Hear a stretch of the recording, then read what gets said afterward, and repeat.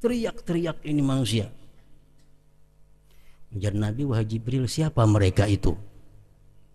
Jibril mengatakan, haula akilun riba, itu orang-orang yang dalam dunia makan harta riba, makan duit bunga nih, kena dalam perutnya ular kala.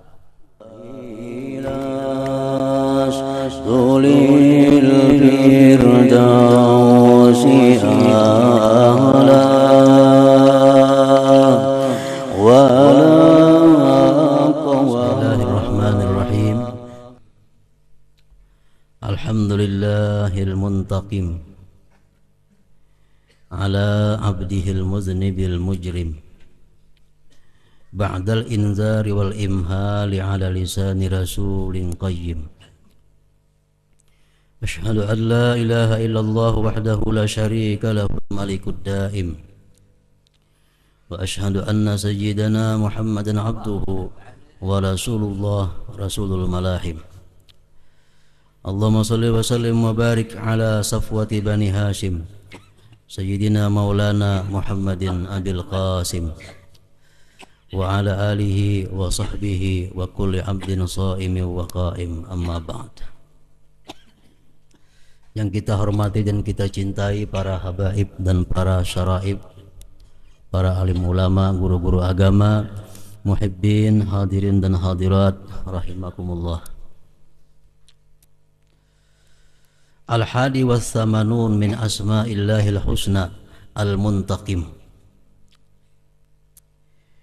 Yang ke-81 dari 99 asma'illah al-husna al-muntaqim.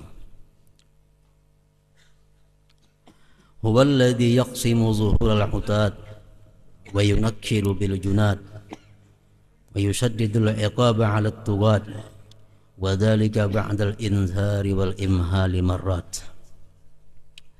Al-muntaqim ini adalah Tuhan yang memecahkan belakang orang-orang yang sombong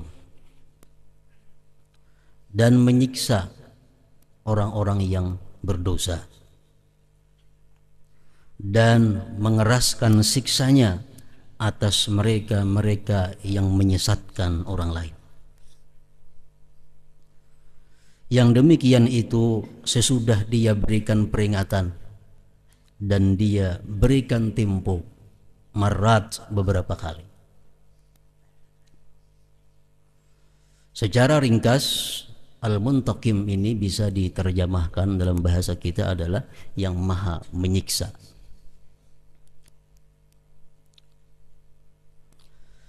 Firman Allah Subhanahu wa taala mengenai muntaqim ini dalam Al-Qur'an, wa man azlamu mimman dzukkira bi ayati rabbih thumma a'rada anha inna minal mujrimina muntaqimun.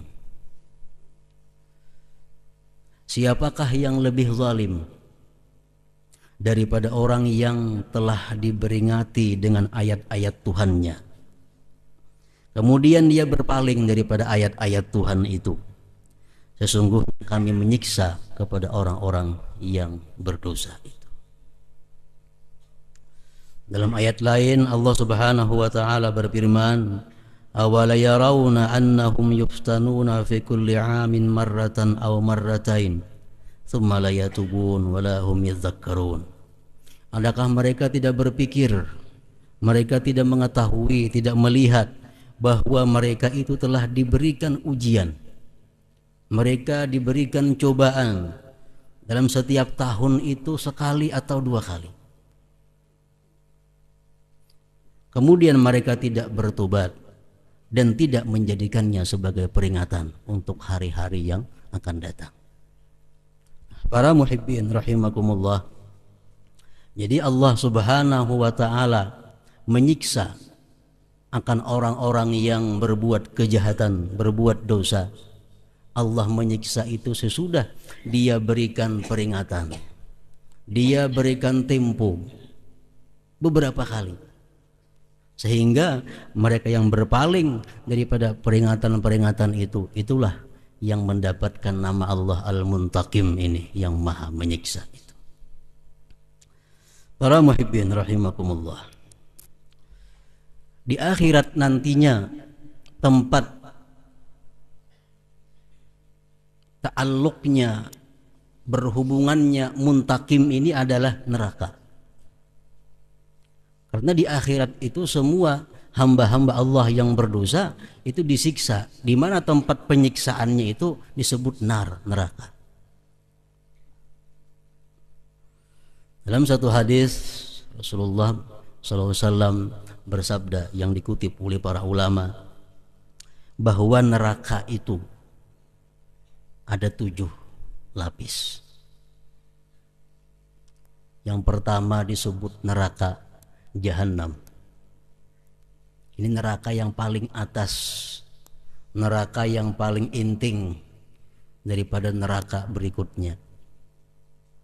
Dan Jahannam ini disediakan untuk orang-orang yang mentauhidkan Allah namun dia berbuat maksiat kepadanya. Artinya orang-orang Islam yang maksiat. Ini tempat penyiksaannya nanti di neraka yang namanya Jahannam. Di tingkatan yang lebih bawah lagi ada neraka yang namanya Laza. Nah, Laza ini menurut para ulama mengutip dari hadis-hadis Rasulullah itu ditempatkan nanti orang-orang Yahudi. Namanya Laza. Di tingkatan yang nomor 3 di bawah lagi disebut ada neraka Hutamah. Hutamah ini tempat penyiksaan orang-orang yang Nasrani. Kemudian lagi yang keempat ada neraka yang disebut Sa'ir. Sa'ir ini untuk orang-orang yang murtad, yang meninggalkan agamanya. Yang kelima neraka Sakar. Ini orang-orang yang beragama Majusi. Yang keenam Jahim. Ini untuk orang-orang musyrikin yang menyekutukan Allah. Yang terakhir Hawiyah. Ini untuk orang-orang yang munafik. Orang-orang yang lisannya mengaku beriman kepada Allah dan Rasul tetapi hatinya menolak.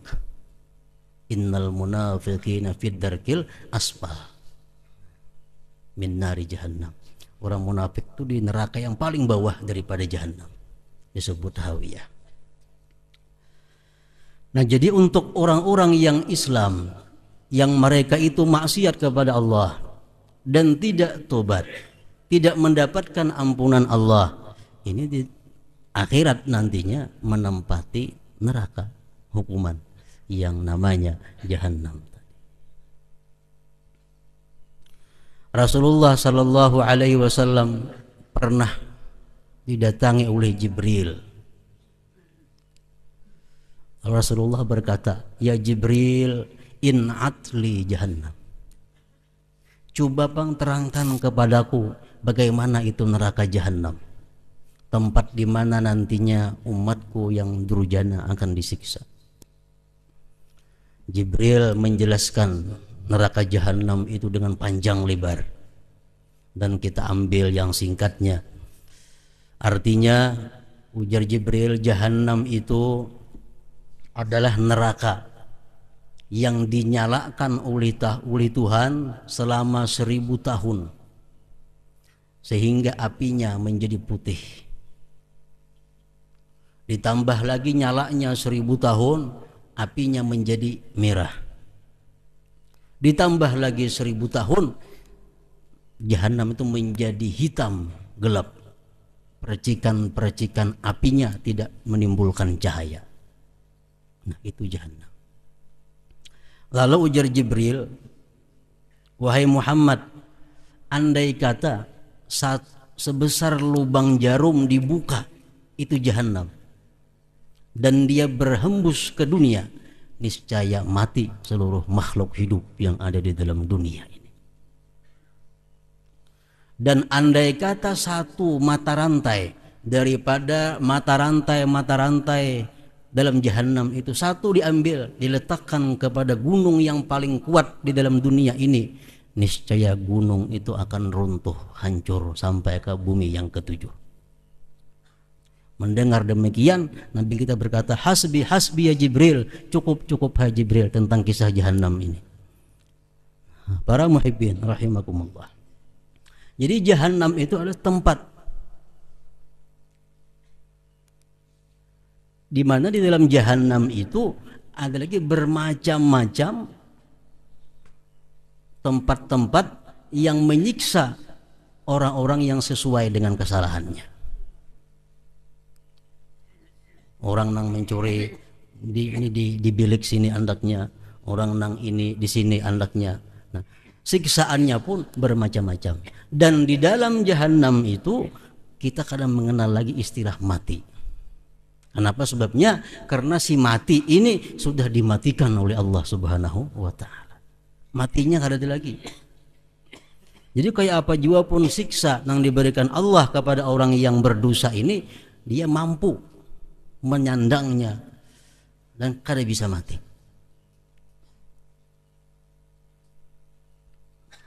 Jadi jauh lebih dahsyat siksaan Allah ini kalau dibanding dengan hukuman-hukuman yang diberikan manusia kepada manusia lainnya.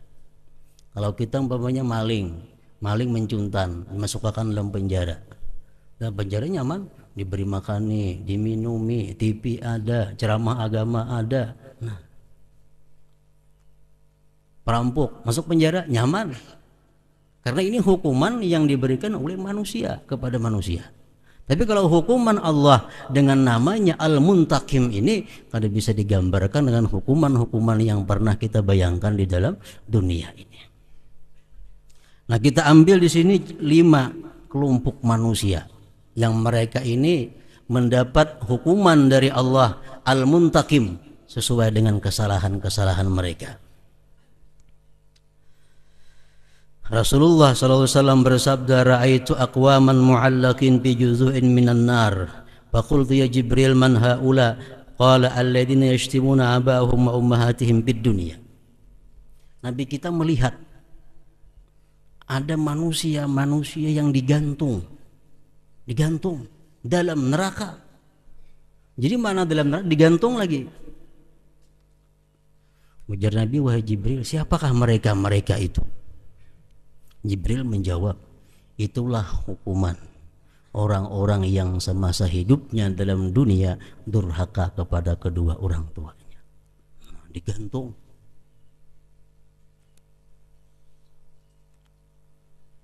Hadis lain menyebutkan, idza dufina aqu walidayhi asarahul qabar hatta takhtalifa adla'uh. Apabila dikubur, ditanam orang yang durhaka kepada orang tuanya ini. Orang yang durhaka ini dikubur, begitu kita tutupi, langsung dia dihimpit oleh kubur sampai terselisih tulang selangkanya. Nah, ini siksaan yang sangat dahsyat. Al-Muntakim, Allah Maha menyiksa terhadap orang-orang yang berdosa. Adalah hukuman kita macam itu, manusia memberi hukuman. Ini contoh hukuman yang diberikan Allah kepada manusia yang durhaka. Yang kedua, Allah memberikan hukuman lain lagi, tapi sama dalam jahanam juga, cuma biliknya lain. Fi butunihim hayatun wa aqarib tura min zahiri butunihim. Ada manusia-manusia yang perutnya besar. Dari luar kelihatan, dalam perut itu ada ular dan kala. Kujiak-kujiak, teriak-teriak ini manusia. Ujar Nabi, wahai Jibril, siapa mereka itu? Jibril mengatakan, haula akilun riba. Itu orang-orang yang dalam dunia makan harta riba, makan duit bunga. Nih kena dalam perutnya ular, kala. Dan berapa lama dia demikian menghadapi siksaan tergantung daripada syafaat Rasulullah Sallallahu Alaihi Wasallam. Jadi amun si orang riba ini mungkin inya banyak berselawat kepada Rasulullah, mungkin si orang riba ini mencintai keluarga zuriat Rasulullah, mungkin lebih cepat dapat syafaat daripada Rasulullah. Ini riba. Yang ketiga, contohnya ujar Nabi kita, inna fi jahannam wadiyan ismuhu jubbul huzun. Di dalam jahannam itu ada jurang yang disebut jubbul huzun. Dalam jurang itu berbagai macam jenis binatang buas terkumpul. Macam-macam binatang buas. Kebun binatangnya di situ. Dan semua binatang buas itu daripada api diciptakan. Nabi kita bertanya, ya Jibril, ini apa jurang yang demikian dalam? Ya Nabi, ujar Jibril alaihissalam, ini jubbul huzun, disediakan Allah lizzunat, untuk orang-orang yang suka berzina. Untuk mereka yang suka melakukan perzinahan. Ini dimasukkan dalam jubbul huzun. Begitu masuk langsung diserang oleh binatang-binatang buas.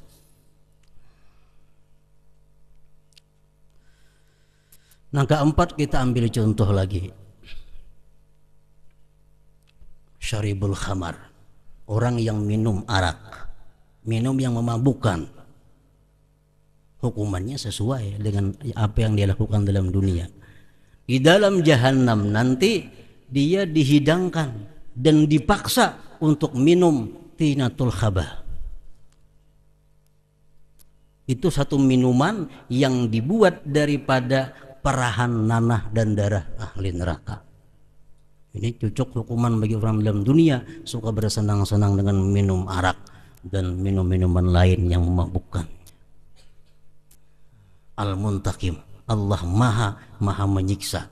Siksa Allah sangat keras. Yang keempat kita ambil contoh lagi, siksaan Al-Muntakim yang berikan kepada orang-orang yang mutahawinun bis salah, orang-orang yang memperinting sembahyang. Sembahyang kah, kada jadi masalah. Sembahyangnya pas kah, kada jadi soal. Ini orang yang memperinting sembahyang. Dalam beberapa hadis disebutkan bahwa kalau untuk yang satu ini paling berat siksaannya. Orang yang memperinting sembahyangnya. Beluman lagi sampai dia di dalam kubur, dalam dunia sudah mendapat siksa, sudah mendapat hukuman daripada Allah Subhanahu wa ta'ala. Yang pertama, tunza'ul barakah fi umrih, dicabut berkah pada umurnya. Umur itu kada ada berkah. Jadi walaupun umur panjang, ibadah kada banyak, itu kada berkah. Dicabut berkah dari umurnya. Yang kedua, dihapuskan tanda-tanda kesalihan dari wajahnya. Artinya kalau orang-orang yang istimewa, yang diberi Allah kasab, itu melihat, ini orang ada penyembahyang, muhanya lain. Kenapa? Karena dicabut oleh Allah tanda-tanda kesalihan dari wajah mereka yang memperinting sembahyang itu. Yang ketiga, tiap-tiap amal yang ia lakukan ditolak oleh Allah. Orang ini memperinting sembahyang, puasa kada diterima Allah, haji kada diterima Allah, umrahnya kada diterima Allah, zakatnya, samuan amal kada diterima Allah. Ini yang ketiga. Yang keempat, doanya kada didengar oleh Allah Subhanahu wa ta'ala. Doa orang yang tidak sembahyang. Yang kelima, dia tidak termasuk dalam doa setiap orang-orang yang saleh. Orang-orang yang saleh berdoa, ya Allah ampuni umat Nabi Muhammad, orang ini tak keluar kada tak umpat dalam doa itu. Nah, ini hanya di dalam dunia. Begitu orang nang kada sembahyang ini menghadapi sakaratul maut, lain lagi pulang hukuman yang Allah berikan. Pertama, dalam keadaan terhina, matinya su'ul khatimah. Yang kedua, dia mati bersangatan lapar. Yang ketiga, dia mati bersangatan haus. Waktu dalam sakaratul maut itu. Dalam kubur pula orang nang kada sembahyang ini. Begitu masuk ke dalam kubur, dia dihimpit oleh kuburnya. Datang Syuja'un Aqra. Allah kirim ke sana satu ular yang besar. Dan Allah kirim api neraka ke dalam kuburnya sampai hari dibangkit nanti. Nah, ini orang nang kada sembahyang. Setelah bangkit dari kubur, makin macam-macam lagi siksanya. Nah, jadi ini kita mengetahui para muhibin sekalian, Allah Subhanahu wa ta'ala itu kalau kita baik, Allah sayangnya luar biasa. Tapi kalau kita jahat, Allah marah, siksanya pun luar biasa. Al-Muntakim ini namanya.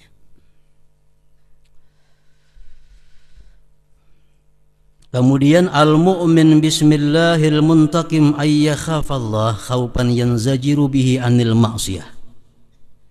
Kita sudah beriman Allah maha menyiksa.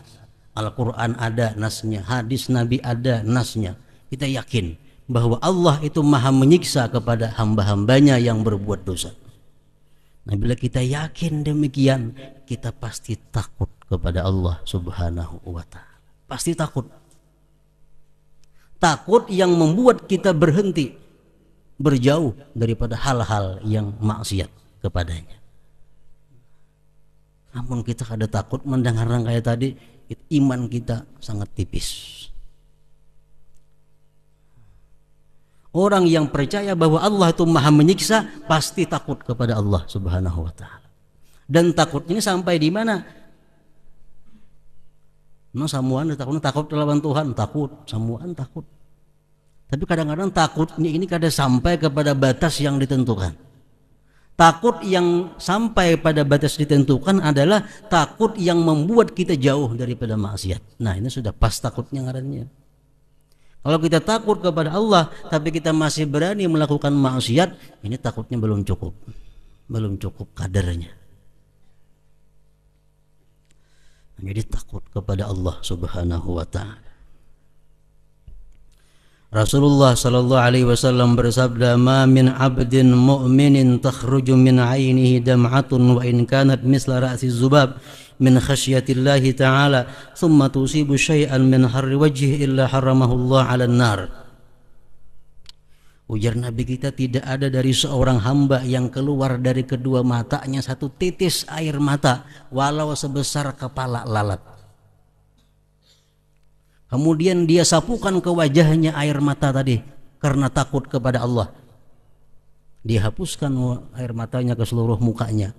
Allah haramkan wajah itu dimakan oleh api neraka. Tengah malam kita membayangkan betapa siksa Allah. Kita bayangkan kelakuan kita betapa beraninya kepada Allah. Kita bayangkan bagaimana andai kata kita disiksa oleh Allah. Nah, dari bayangan-bayangan itu timbul air mata kita. Nah, lakasi hapusakan ke seluruh muha. Karena setiap tubuh nang kena air mata daripada takut lawan Allah, itu diharamkan Allah anggota tubuh itu dimakan oleh api neraka. Dalam hadis lain Rasulullah mengatakan, la yalijun nara ahadun baka min khasyatillah. Tidak masuk neraka, kada akan masuk neraka orang yang selalu menangis karena takut kepada Allah. Ini gawiannya menangis. Bila keingatan tentang dosanya, keingatan tentang azab Allah, keingatan tentang perkasaannya Allah, menangis. Nah, orang yang macam ini layali junnar, tidak akan masuk ke dalam neraka. Allah Subhanahu wa ta'ala berfirman dalam Al-Quran surat Ar-Rahman, waliman khafa maqama rabbih jannatan. Orang yang takut kepada Tuhan itu diberi Tuhan dua surga. Jannatan, dua surga. Oleh ulama tafsir disebutkan yang pertama jannatul ma'rifah fid dunya. Surganya ma'rifah di dalam dunia. Yang kedua jannatus sawab fil akhirah, surga balasan nanti di akhirat. Nah, orang yang takut kepada Allah Subhanahu wa ta'ala itu. Nah, Para muhibbin rahimakumullah. Jadi masalah takut kepada Allah ini kalau kita simpulkan, takut itu terdiri dari 3. Pertama, ilmu. Kita tahu bahwa Allah punya siksa yang sangat dahsyat. Kita tahu Allah punya neraka jahanam. Kita tahu Allah akan menyiksa orang-orang yang durjana. Nah, dari pengetahuan itu timbul satu keadaan. Nah, yang kedua keadaan. Takut terdiri dari ilmu, yang pertama, yang kedua keadaan. Setelah kita tahu macam tadi, timbul dalam hati kita satu keadaan. Keadaan itu apa? Bisa menangis, bisa pucat, bisa bergetar tubuhnya. Ujar Nabi bersabda yang artinya, orang-orang yang bergetar tubuhnya karena takut kepada Allah, guguran dosanya seperti gugurnya daun-daun yang kering di pohon yang ditiup angin. Para muhibbin rahimakumullah. Jadi yang kedua keadaan menangis, keadaan pucat, keadaan kita ini menggetar awak kita. Nah, yang ketiga adalah amal, perbuatan. Perbuatannya apa? Menjauhkan diri daripada maksiat, berhindar daripada maksiat. Jadi takut ada 3. Pertama ilmu. Orang yang kada tahu pada Tuhan itu punya siksa, kada mau takutan lawan Tuhan. Tahu dahulu, belajar dahulu kayak apa tentang sifat-sifat kebesaran Allah, kayak apa siksa-siksa Allah.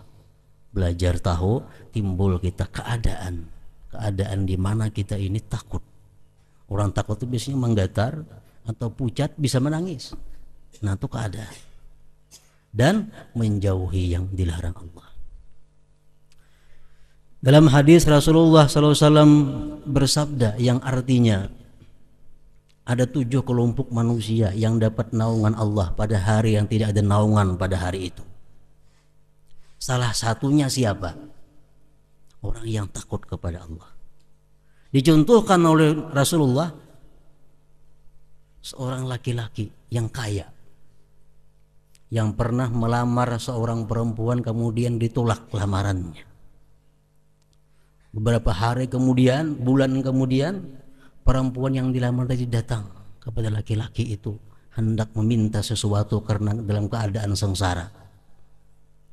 Ujar laki-laki itu, ayo aku beri engkau apa yang kau inginkan, asal ikam mau mengabulkan permintaanku, yaitu apa? Melakukan perzinahan. Karena si bini-bini dalam keadaan sengsara, dia mau, dia siap melakukan perzinahan. Begitu laki-laki ini sudah siap hendak melakukan perzinahan, dia ingat kepada Allah dan dia berkata, "Hai fulana, ana akhafullah, aku takut kepada Allah." Sehingga kada jadi melakukan perzinahan itu. Nah, ini manusia macam laki-laki inilah yang akan dapat naungan Allah pada hari tidak ada naungan selain naungan Allah Subhanahu wa taala.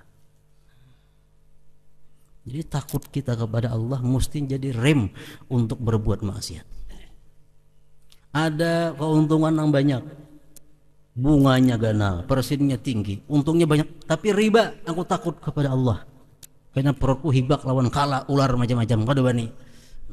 Ini takut nang benar-benar takut ngarannya, mundur daripada melakukan maksiat. Nah, buah keimanan yang pertama kepada nama Allah Al-Muntaqim adalah takut kepada Allah Subhanahu wa taala, benar-benar takut. Yang kedua, ayyantaqima aduwah, bahwa dia yang beriman kepada Al-Muntaqim ini, dia menyiksa, menghukum akan musuhnya. Kalau kita ada musuh, kita hukum akan musuh kita itu sesuai dengan keimanan kita kepada Al-Muntaqim. Ayyantaqima aduwah, bahwa dia mesti menghukum, mesti menyiksa musuhnya. Wa a'da aduwihi nafsuhu allati baina janbai, dan perlu kita ketahui bahwa musuh yang paling musuh adalah nafsu kita yang ada di dalam tubuh kita ini. Nah, kalau kita berani menghukum nafsu kita, kita berani menyiksa nafsu kita, itu adalah buah keimanan daripada Al-Muntaqim.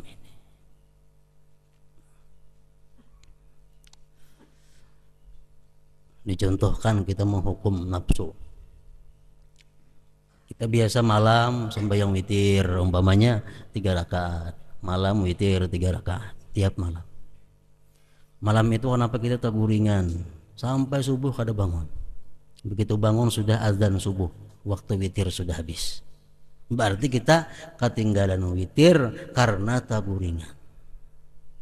Nah, besok pagi ini nafsu mesti dihukum. Kalau kita mengqadha witir 3 rakaat juga kayak biasa malam, itu kada menghukum ngarannya.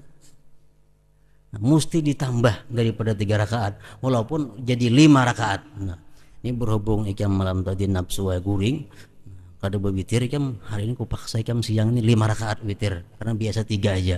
Nah, 2 rakaat inilah merupakan tindakan kita, hukuman kita kepada nafsu kita. Nah, ini kita beriman ngarannya kepada nama Allah Al-Muntaqim.